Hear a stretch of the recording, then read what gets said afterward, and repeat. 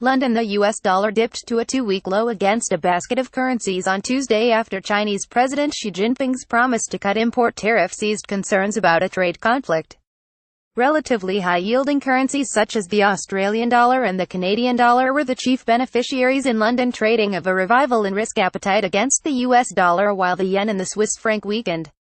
President Xi's comments and seasonality effects, with April being traditionally a strong month for risk appetite, is helping currency markets recover some ground, said Simon Derrick, chief currency strategist at BNY Mellon in London. Mr. Xi pledged to open the economy further and lower import tariffs on products including cars. In his first public reaction to the tariff standoff, Mr. Xi refrained from increasing tension with Washington and appeared to give clear backing for open economies rather than isolationism. The US dollar-yen rate rose 0.2% at 107 yen and 1 cent after going as high as 107.245. Against a broader basket of currencies, the greenback was trading at a two-week low at 89.63.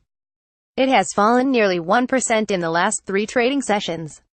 She explicitly did not continue the trade war rhetoric, so this is going to be risk-friendly and the market will be relieved, said Kit Jacques, a macro-strategist at Société Générale. But in the sign that market risks lurk on the sidelines, the Russian ruble tanked by 4% on Tuesday after a similar drop on Monday, raising some concerns that more weakness in the Russian currency could trigger a wider shakeout in broader positions in emerging markets.